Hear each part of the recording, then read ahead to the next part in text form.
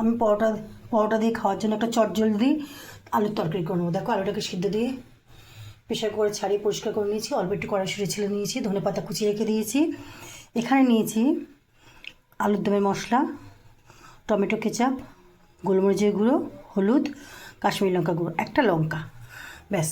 আর কিছু না, এটাকে মশলাটাকে ভিজিয়ে রেখে দেবো। খুব তাড়াতাড়ি একটা রান্না, কিন্তু খেতে খুব সুস্বাদু হবে। তাহলে খুব তাড়াতাড়ি হয়ে যাবে। দেখো একটা হিংফোড়ন দিয়ে দিচ্ছি, অল্প একটু হিংফোড়ন দেবো।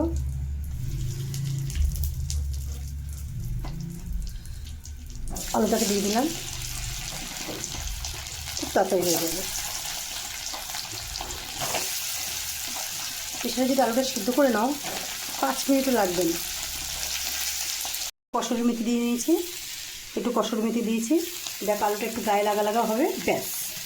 আর কোনো ঝামেলাই নেই, না আলুর দম না কিছু, কিন্তু খেতে খুব সুন্দর। আলুর তরকারিও না, এটা হচ্ছে টক ঝাল মিষ্টি একটা তরকারি। কাঁচা লঙ্কা একটা দিয়েছি, আর গোলমরিচের ঝালটা হবে, ব্যাস। আমি আর কিচ্ছু করবো না। দেখো তরকারিটা আমার হয়েই গেছে, কিন্তু আমি একটু ধনেপাতা ছড়িয়ে দিয়ে একটু ঢাকা দিয়ে রাখবো। তবে আরেকটু ঢাকা দিয়ে থাক। দেখো কত তাড়াতাড়ি আমার তরকারিটা হয়ে গেল। ধনেপাতাটা ছড়িয়ে দিয়ে আমি চাপা দিয়ে রেখে দেবো, ব্যাস। শুধু আলুটা সিদ্ধ করার অপেক্ষা, ব্যাস। কোনো মশলা বাটাবাটি কাটাকাটি কষাকষি দরকার নেই।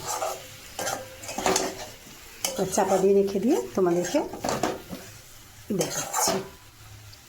লুচি, পরোটা, খিচুড়ি সব কিছুতেই চলে যাবে। দেখো কত অল্প সময়ের মধ্যে আমি আলুর দমটা মানে আলুর চচ্চড়িটা করে নিলাম। খেতে অসাধারণ হয়েছে। তোমরাও পারলে কম সময়ের মধ্যে এরকমভাবে একটু তরকারি করে রুটি পরোটা সব কিছুতেই খেতে পারবে।